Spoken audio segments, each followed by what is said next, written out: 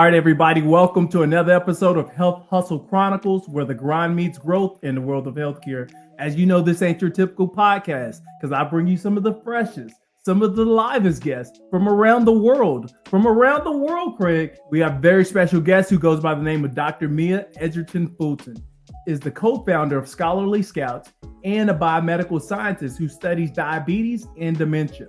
Her goal is to bring cutting-edge science to the lives of individuals, helping them reach their full potential. Dr. Mia, she's a firm believer in the power of knowledge and strives to promote the importance of education. She's an advocate for advancement of scientific research and mentors aspiring scientists to help them reach their goals. Through her work, she is determined to make a positive difference in this world. Please put your hands together and welcome Dr. Mia Edgerton-Fulton to the stage.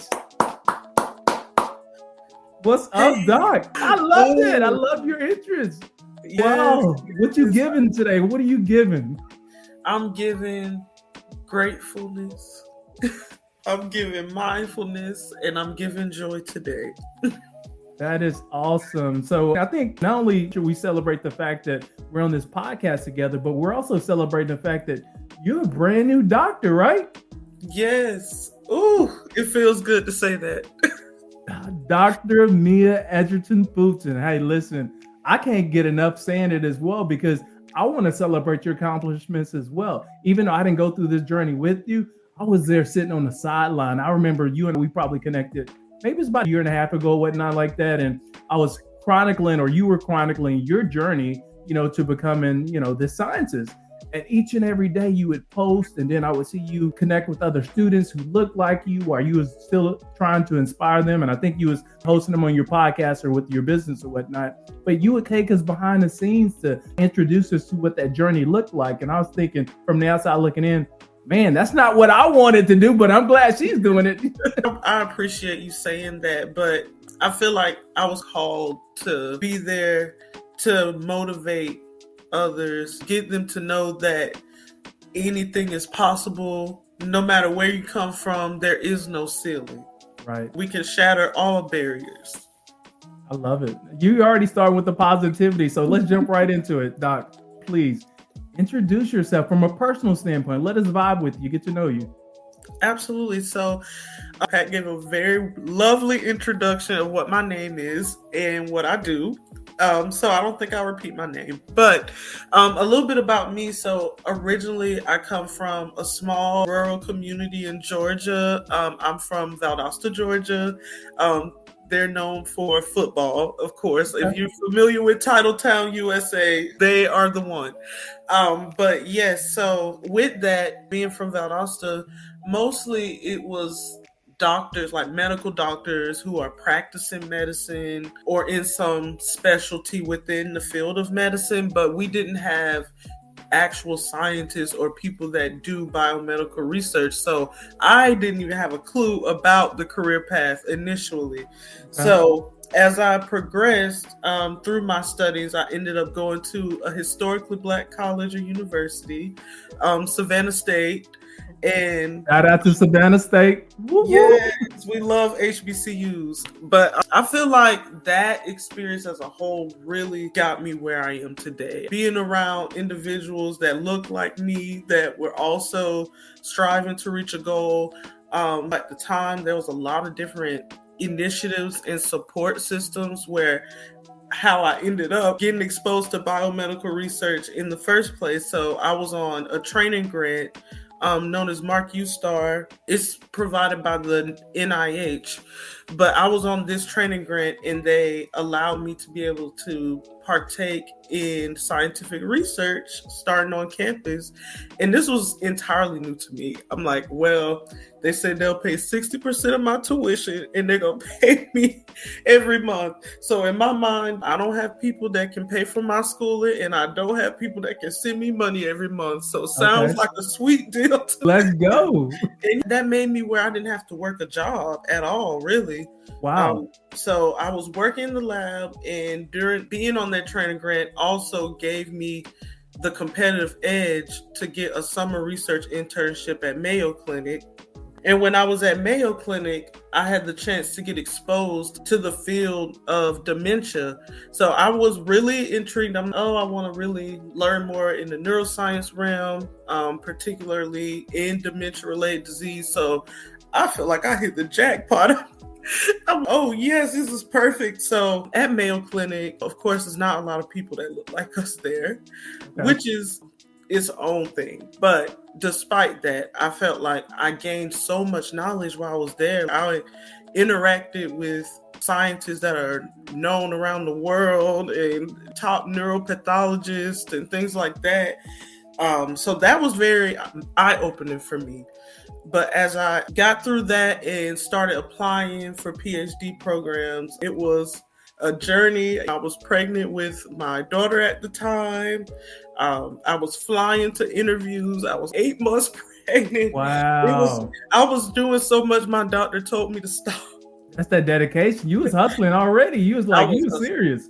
I was real serious about it. And I think becoming a mother also gave me that fire, especially not to give up, because this PhD program, it was a very trying time for me, mentally, emotionally, all those different aspects. But I'm thankful that having my husband and being a mother gave me something to feel motivated by outside of being a student. So at what point were you pregnant? Is this at the very beginning of going to school, or is this later towards the end? It was later towards the end of my undergraduate degree. So it was my last year of undergrad. And so I'm thinking, oh man, I found out the beginning of the school year. So it was around into August or something like that when I found out of my senior year of college. And I'm like, well, I'm already here. I'm gonna have to finish this out. Absolutely. And I'm not about to miss out on my check. Exactly. So it was burning. You was like, I'm still going. It's interesting that you said that, though, because a lot of people, they think now that I'm pregnant, I have to pivot and stop altogether and then never come back and revisit. But you took the other route. You was like, I'm pregnant, but it actually gave you additional motivation to keep going. Why was that?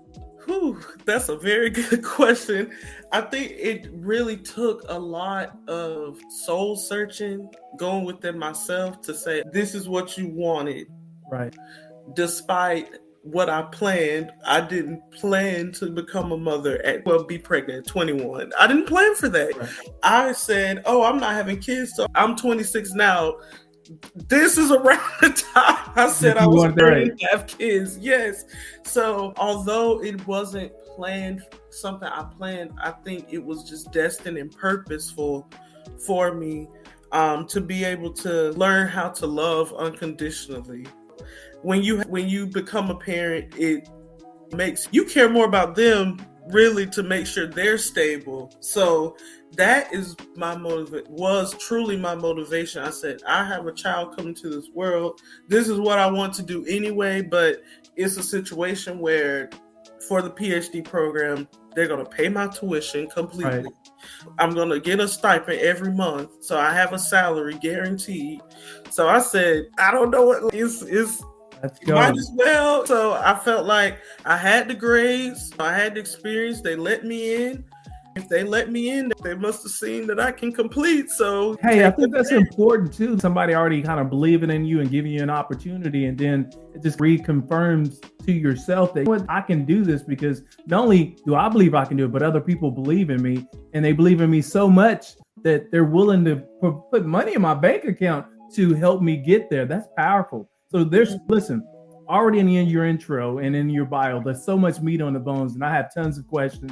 I really don't know which way to go, but I'm gonna start here. You mentioned that you come from a small town in Georgia. How big, in this rural, so how big is this town that we're talking about for context? Maybe, last time I checked, maybe around 54,000 people. Okay, it's a decent size, but it ain't 2,500 rural. No, it's not that small, but everybody knows each other. Everybody, absolutely. Like, you so and so's daughter. I know your family. That's how it is there. Oh wow, that's wow. So Do you even, because we're still going to dig into your personal, but do you even have at this point have a professional background yet? Because you've been in school for 20 years at this point, right? Yes, my entire life. Oh, since I was 3 years old. I'm like, Oh, wow. I'm done with it. That's it. So tell people about that. When I think of a doctor, right? And I think many people are like me. When we think of a doctor, we think real talk that this is going to be a 15-year journey, right? You got 12 years of high school, you got another 4 years of your bachelor's degree. Then you have to go get your doctorates, which may take you an additional years right there. And then you got residency training. Technically, there's 20 years. So tell me about your experience. So my experience, so here's how I got with research as well. During college, so I felt like my first 2 years of college during the summers, I didn't really know what to do with my time at that time. But as I progressed around junior year of college, I said, I'm thinking I bought my MCAT flashcards. I did all that. Yeah. And I secured an internship where I could shadow OBGYN and work and do some triage and watch her interact with patients, do things like that. But so I went and did that, and I said, I don't think this is for me. And so I pivoted. I also had wanted to go abroad. I had something planned to go abroad to do work in the with doctors in Italy. But so it was going to be like a $6,000. I think it was either $6,000 or $7,000 thing. And so I got in this push and pull situation, I suppose, where I said, now I have no choice but to pivot. And that's where I had the following year got invited to go to Mayo Clinic. So I said everything worked out the way it needed to. I didn't really have a lot of professional background before undergrad, if that makes sense. Right. But in undergrad, I got my experience through research experiences mainly. But I think that's really mainly how I got my experiences to skip a master's and go straight into a PhD program. Wow. So when you think about your professional, life now that you're a complete whole doctor now, you've been that, done that, completed that. Now I'm looking for my opportunities and ready to impact the world. Do you already have something lined up, or are you still searching for that role? And then what does that role look like if you haven't found that role for you? Right. So currently I wouldn't say priority. My top thing I would like to do is endeavor in my entrepreneurial side 100%. That's what I would like to do as a biotech, biopharma CEO. That's where I want to be. But it takes time to build the capital, all those different things, which I understand. Right. But as my safety net, I have been exploring job opportunities as well. So I've been applying and getting interviews. So mainly applying for roles because I did a lot of cell culture work while I was in my PhD. Okay. So I've been applying to things like that, cell culture, scientist roles, and then a lot of research and development roles because it's easy to transition at least. But since I did a lot of work in science communications, I've been applying to medical writing roles as well. And then the individuals that help coordinate and lead clinical trials and different preclinical studies, I've been applying to those positions. So I'm pretty open-minded to the possibilities, but like I said, my highest top goal is to be in entrepreneurship full time. Got it. Listen, I'm looking at you, and I need everybody to know that they're listening to the podcast. If you're just listening to the podcast, I want to point out the fact that we're speaking to, again, Dr. Mia Edgerton-Fulton, right? And a little bit about her.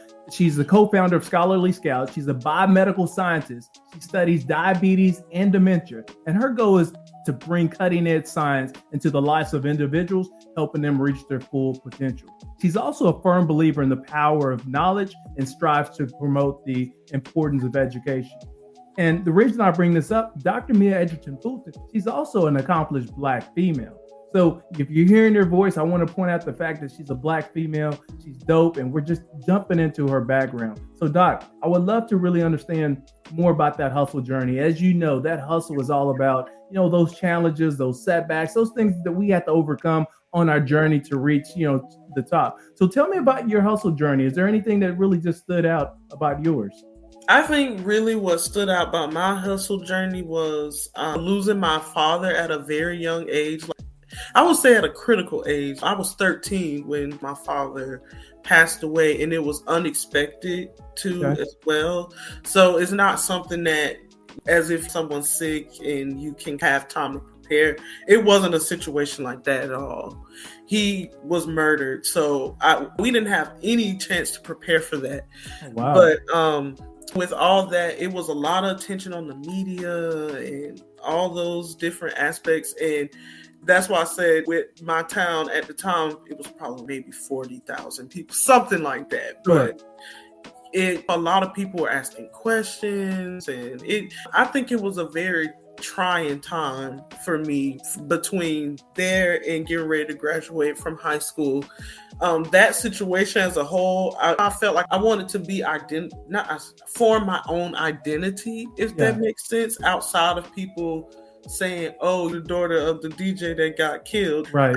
I wanted something outside of that because I knew that it's more to me than just that. I value the relationship I had with my father. He was very present. I value the time that we had together. However, I want an identity to myself. Sure. So that motivated me to pretty much go to a new environment, go to a new city, and take a chance and focus on meeting my goals. So that was a huge part of my hustle journey, and what made me also pursue scholarships, because I had a single parent at the time by that point. And so financially just wasn't there to help pay for education. So I put in a lot of sweat and work into getting the scholarships. And so I was able to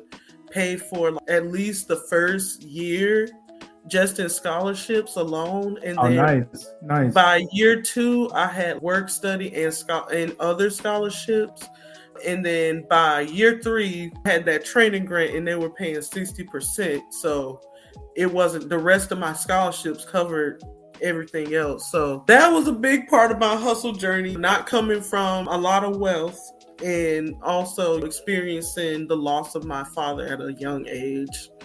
In such a tragic way, like you said. I think, what I'm understanding is you didn't want your father's story to define your story, and you was looking to carve out your own space and your own path to success, which led to really you and your mom. Did you have any siblings at this point, or just you and your mom? I have 2 brothers, and I think they were like 5 and 6 at the time. So that was hard for them. I'm the oldest. Got it. So there's added pressures being the oldest, because you got to lead by example, right? Mm-hmm. Got to help mom out and all that other good stuff. And so was there anybody in your family who took the medical route? No, not to this extent. Now, I do have some cousins that took up nursing, but we don't have any doctors in the family. I think I'm the first one. Wow. Hey, look, let's you just pointed that out. Lord mercy, got it. First generation doctor of the family. Let's give praise. Yes. You did that. So, Doc, you could have been any type of doctor, right? But you decided on dementia and diabetes. Why did that resonate with you? Yes. So I guess I can give background of how I ended up with diabetes and dementia research. So initially, of course I had this interest in dementia anyway, coming to the PhD after doing my internship at Mayo Clinic.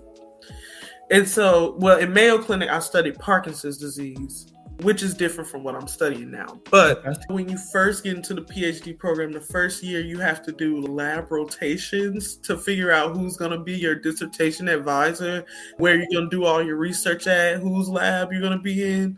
So I did, the general thing is 3 rotations. So I did 3 didn't like any of them. Oh, wow. Okay. None of them. The work environment was toxic. I can't, no.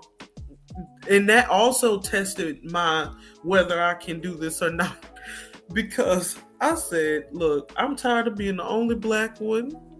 Right. I'm tired of people acting crazy in this lab, doubting, trying to insult my intelligence, but things like that. But I ended up doing a 4th rotation, and I bumped into, it's a Black faculty member who I contacted, and she's a mentor for me on the side. And I was telling her, I was like, look, I'm not finding anybody that's good like this. I don't know what to do. And so she was saying, oh, maybe you should talk to my colleague. I'll go ahead and say her name because I just love her that much. My colleague, Avier Ergo. And so I reached out to her and I'm like, hey, can we meet? And I wanted to talk about your lab. I'm a first-year PhD student. I already knew she took another person that was in my cohort. We're in the same cohort. So she already took one. And I'm thinking, oh, man. And I know she has another student.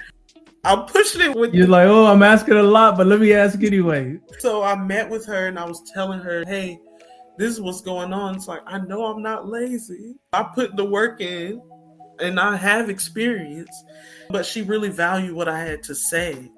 And from that point on, I knew about the research she was doing. So she was looking at how diabetes and stroke impact brain health and lead to dementia over time. So I first started analyzing behavior data they did in a preclinical study with diabetic rats. And so when I did that, I was like, oh, I have to stay. And so I stayed, and I was really motivated by it with my grandmother having diabetes. Okay. And then now, as she's gone along, she's had a stroke and developed dementia. So it really became a passion project for me. And I really wanted to make a difference, especially because I know so many Black people in our community that have diabetes, that do have stroke, hypertension, all these things, and they have no clue that you can get dementia later down the road from having these type of diseases beforehand. So it's not 100% passed on by DNA. You can just get it through improper health. Absolutely. There are genetic factors. You can have an increased risk of developing things like diabetes, hypertension, sometimes due to genetics, but overall lifestyle factors, having those types of conditions going on is going to impact the functionality of the brain. And I think a lot of people, they have no clue about it. And so being in a position where I can educate others, because I'm not really working in the clinic with patients, I'm actually establishing the knowledge that the practicing physicians need in order to treat their patients. So I felt like that was the huge motivating factor with wanting to educate my community mainly. So when I think of, and again, I'm an outsider looking in, but when I think of a dementia and diabetes researcher, I'm thinking of somebody that's in a white coat, that's in a lab, and it's freaking 54 degrees, so it's freaking cold, and you're using all these special tools, and you're doing it just around the clock. Am I right or am I wrong? You're not wrong. That's why the PhD wears you out, because you have to get results in order to finish. You get no results, because you have to have all these results you did over the past 2-3 years and put in the dissertation. You have no results. You have no dissertation, and you're not getting out. So it was a lot of days where I worked a lot of weekends. At one point, I was working in the lab. Some days, especially because I'm a parent and my husband and I, we were bouncing off each other's schedules to make this work. So it was some days where I had to, if he had to work during the day and Lauren was sick or something, I had to be home, I would have to go to the lab and be in there from 6 to 10 p.m. at night. So so we didn't live far. So it's like we live 6 minutes away, which was perfect. But that's the type of things, like, you work a lot of hours. I had to work with rats, and I ain't gonna lie to you. I was so scared. Despite I learned so much from it, it's going to help me when I'm ready to launch my company to be able to incorporate these techniques. But we got promising results from the study, which is awesome. But that took a lot of strength for me. I was desperate and I'm like, I got to get out of here. So I'm going to have to just deal with it and pray before I deal with them. That's all I can do. So you hit on something. It was a great pivot too, because you're talking about you went in at 6 and some nights you didn't get home to 10 and you were working weekends and things like that. So I'm interested in knowing, as a student who's becoming, on that process of becoming a physician, a researcher, a scientist, how did you go about separating your personal life from your professional life, which is your professional life at that point was school? So how did you separate the two? It was really hard, honestly. I think it's like this push and pull tug of war thing when you have this guilt. Maybe I'm not doing enough in my studies, and then you have the guilt. Maybe I'm not being present enough for my family. And these two conflicting thoughts can be pretty overwhelming sometimes, because there were times I truly prioritized my family comes first, no negotiation, especially in situations where my child had just started going to school and daycare, so she kept getting sick back to back, and we had a lot going on with childcare in the beginning. It was hard to get childcare, so it was seeming like I wasn't in the lab working a lot of hours, and so sometimes that would be problematic. So I had to figure out a way to balance things. And I'm really thankful to have a husband that's very supportive, that understood that in order for me to get out, I'm going to have to start working some hours. I'm going to have to start working a lot in order to get this done as ahead of time, because I had a timeline that I was meeting, and we knew he wanted to apply for his doctorate in clinical psychology. And so I said, well, I got to meet a timing. So by my 4th year, you're applying and I'm getting ready to get out. And so it ended up working out that way. And I was able to work remotely pretty much while working on my dissertation from where we are now. So it was great. Listen, I love that. And I think that's super dope, because what I picked up on is, so here you're going to school and we're talking about trying to separate that professional from your personal life. And you wanted to put family first, but there was a lot of times you had to really focus on school, but you had a support system with your husband. And there was a whole lot of trade-off there, is that he allowed you to be a full-time student while he picked up some of the slack on the back end, while he also had the same aspirations of being a physician just like you. And so now there's a trade-off. You're done, and now he's picking up the pieces and he's about to go to school. And so that other side of the support system kicks in, where you're going to pick up the pieces to help him out as well. Is he's going to be a dementia research specialist as well? Well, he's mainly going to be with the clinical psychology piece, so being able to do neurological assessments, cognitive assessments, personality assessments. They do it all. I'm like, wow, impressive. So he's going to be a psychologist. And one of the things we're thinking about, he's also interested in age-related disease, what I'm doing. So we're thinking we can collaborate once he's in a good position with his schooling and done with that. But we were like, oh, we can collaborate and do this. You got the psychology side, I have the scientific side. We got you covered. We got you. So tell me about take me back to when you were like 8, 9 years old, right? You're sitting on the bed, you're looking up at the ceiling. What did that person want it to be when you grew up? Don't laugh. I always wanted to be a doctor. Really? But I thought I wanted to be an MD, medical doctor. And throughout my journey of life, I realized, no, I don't want to be a medical doctor. I want to be a scientist. Right. I want to be able to implement knowledge, form knowledge and concepts. So I felt like it was more mentally stimulating for me to do that instead of doing an MD. No slights to MDs, and that's hard, but sure. I didn't want to take the MCAT, and I found a route that would put more money in my pocket. Got you. Versus you go to medical school, they're not paying. You're paying for everything. Right. It helped out tremendously. And so let me ask you this, in your opinion, because you've been there, done that, You've seen people in the profession. You've seen people burn out. You've seen people find success. In your opinion, what do you think holds people back from accomplishing their goals? Not having boundaries. More.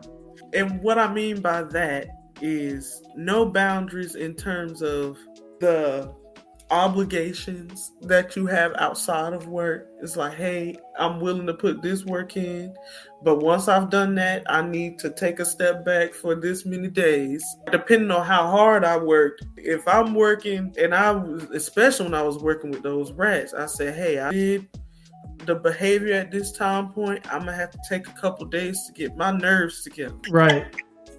So I think prioritizing mental health is very important. I learned a lot about myself in this journey, and knowing how to protect my peace. You have to know how to also speak up for yourself. I think that's another way people slip through the cracks.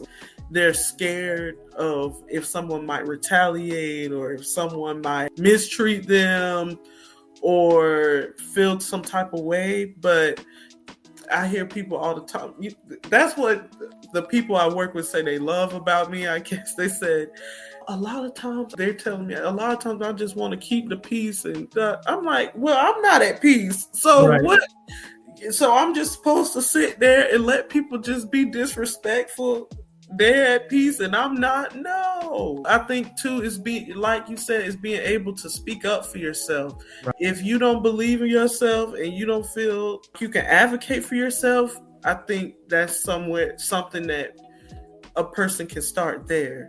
You know? I love that, because a lot of people, when I interview them, they say fear, but yours was a couple of different other pieces. You said self-care is important from holding people back because they don't take care of themselves, so they burn out. And then the other piece that you mentioned too is finding their voice and speaking up and advocating for themselves, which is powerful within itself, because we know closed mouths don't get fed. And then if you allow people to mistreat you, then they're just going to run you over. And you decided, you know what, neither one of those things are going to happen to me. And you found your voice, and that allowed you to push forward. So that's interesting. I'm glad you brought that up.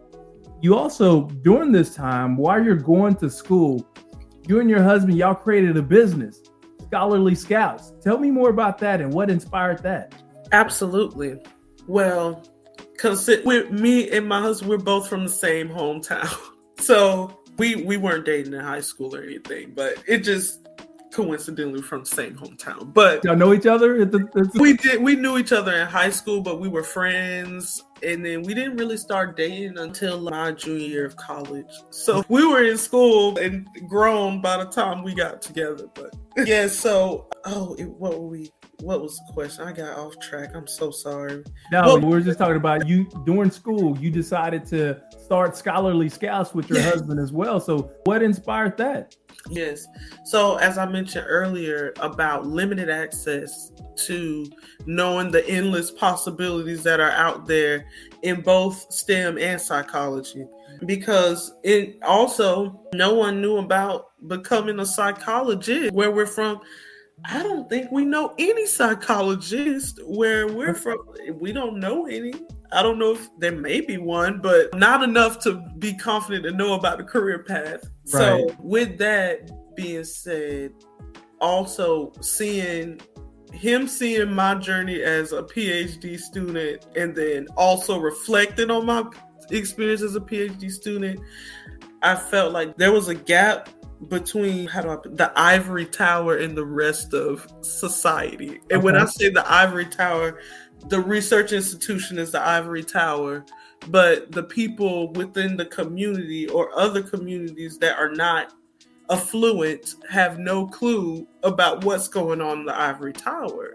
So I felt like it was necessary for it to be to bridge the gap and also motivate and mentor students along the way, because a lot of students, they don't even know where to start with the application process. Right. They don't know what makes a good personal statement. They don't know how to make their CV look impactful to convince an admissions committee and things of that nature. So that is really what motivated us, and also providing more insight into different career paths. So not just in STEM and psychology, but in education, social work, healthcare, we're covering a lot of different career paths. So the purpose is just to help our scholars out and make sure that they can be well informed about their options.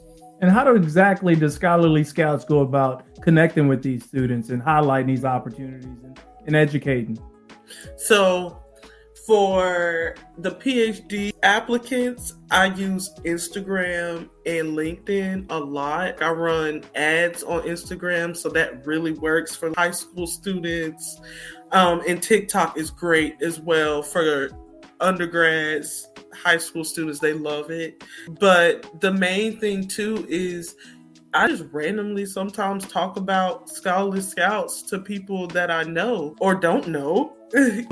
They're like, and then when I do my presentations, I used to, at school, my mentor would be like, oh, you should highlight that you're doing Scholarly Scouts. That's important. So I did those things. So it brought more awareness among the faculty. And that's important, faculty, because they can trickle down information to students and it just spreads like wildfire. But we all featured a lot of people that were doing great things in the community in education, STEM, healthcare, and psych. And so we did our Black History Month features last year. We feature PhD students on our YouTube channel so they learn about different areas you can get your PhD in and different types of research. And then we have our platform with Scholarly Insights on YouTube where different professionals, like people that aren't students, that are giving their insight about their career path.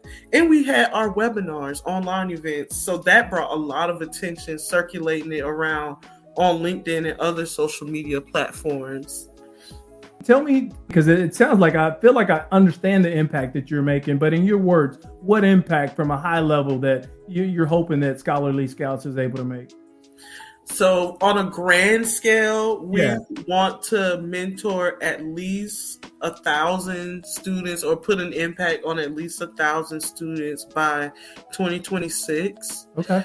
So our goal is to do that by spring of 2026, even if it's increasing our email list or even if it's having a consultation short 20-minute conversation with a scholar, or whether it's taking time to mentor one-on-one. I also tutor students through Scholarly Scouts too, so that's another way I've been reaching students too. A lot of kids need help.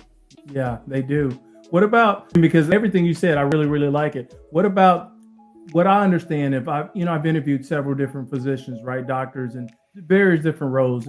And unlike you, where they had that entrepreneurial side, a lot of them are just focused on, hey, I want to go work for a corporation.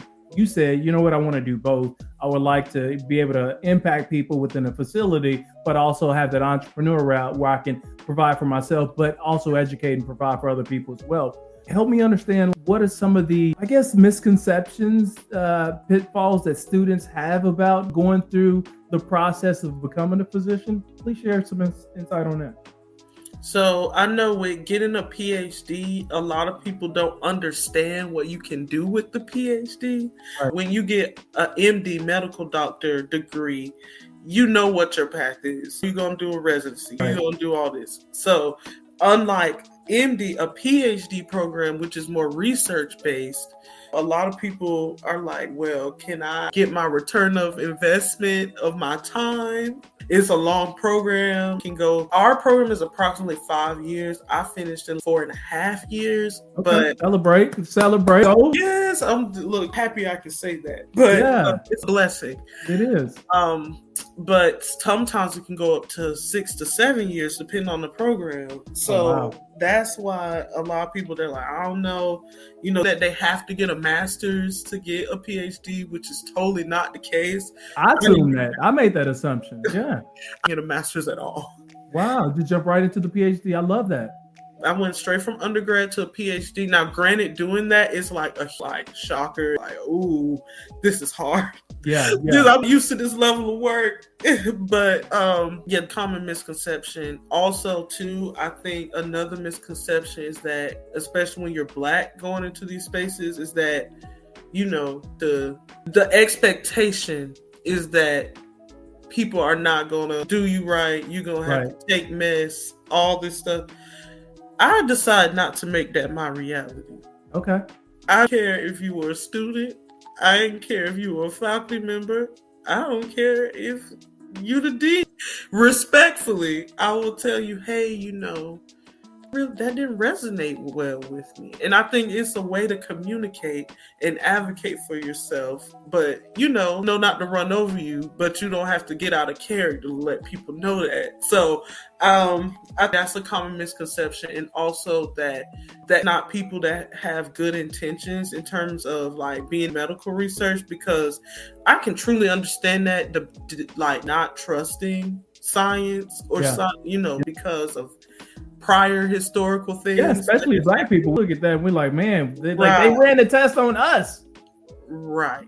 Right. Yeah. So Henrietta Lacks, the experiment, the list can go on. There's an endless list of why Black should not trust medical research. But, I wanted to kind of bit of that misconception by coming with genuine intentions, sure that despite what others may have done, I want to turn it around where people can say, people that really want to genuinely make a difference in this world, and they're not doing it to exploit others. Right. Felt like that is something that's misconception that, gonna take years, centuries.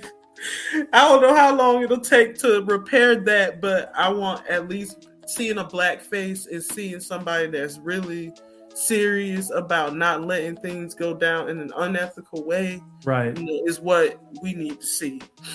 As you think about, scholarly scouts and the impact, you said 1,000 students by 2026, a couple of months into the year, right? So I think, you're on track to meeting that expectation. But as we think about continuing to grow that brand and the impact you're making as students, you may or may not have thought about this, but if you can identify an organization or people to collaborate with to help expand that message, who would that be and why? Yes, so I'm glad you mentioned that. We have done some previous collaborations, but of course there's always new collaborations that can happen. Sure. But previously we collaborated a entrepreneur, what she calls herself a visionary biomedical scientist, which I love because she has a vision. Okay. So she talks a lot about how she went from being a full-time employee to a full entrepreneur and author. And I think it's incredible. So we partnered together to do some podcasts and webinars together. She has a huge following, so we all got a chance to share our network with each other. Right. But I also, in the future, I would like to collaborate with organizations in different universities. Okay. I've done collaborations with my university and a few elementary schools and middle schools, but I want to expand my reach more and get more into different schools and academic institutions, because I think that's going to help be more of a trickle-down effect to directly impact. So I want to be able to get in and do some more workshops and interactive science events. So I love doing those type of outreach and community events through Scholarly Scouts. The athletes, they have these athletic abilities, but when they hit it big, they have no financial insight into like how to manage their money. I found out a lot that in the clinical realm, you have all this clinical knowledge and education, but when it comes to what you've been able to accomplish, pivoting to that entrepreneurial side or finding leadership opportunities, that we don't really know how to effectively interview or scale and grow or find your voice, or just have those leadership qualities and traits that separate us. So do you have anybody in your organization helping you do that today? I do. But to Scholarly Scouts, with wanting to launch biopharma startup, lots of mentors have stepped in for me. I mean, that's helping me understand how to write a proper investor proposal, outline a budget, pitch to investors, like things like that, raise capital. These are things they don't teach us in the PhD. Nobody teaches you how to become an entrepreneur, and nobody definitely really teaches you how to truly be a business owner. Sure. Or talk about how to financially prepare yourself. I think one of the ways that I want to do that as well is have financial advisors and a team of people that can help me write grants for Scholarly Scouts and for this new venture I'm planning to take. But regarding Scholarly Scouts, though, I think I have a wonderful support system with that. I have some people that are in nonprofit. So even though we're a for-profit business, using some of those nonprofit approaches is good for attracting students, because a lot of them flock to things that are similar to what nonprofits do. So, things that I've been doing to build the businesses. What advice would you give people who are interested in joining the hustle? So I would advise people to understand who they are, know who you are. Don't let anybody tell you who you are, or nobody else will. It's always going to be trials and obstacles that come, but remember how to change your frame of view. Be bad now, it may be hard now, but trust the process. That's the biggest one. Trust the process. Oh, wow. It's not linear. It's not going to always be pretty, but I've had some very not pretty moments, but out for my good. And despite of how I felt at the time, I've been dependent on my support system. It may feel like you have nobody, or you may feel isolated. I know I've had those thoughts before, but you have to change your point of view and find your soul tribe. Find people. There's somebody that supports you. Somebody believes in what you're doing. So you got to put yourself out there. Don't be afraid to, it's going to happen sometimes, but that doesn't counteract or say anything about you as a person. So, people should just be willing to take risk and believe in themselves mostly.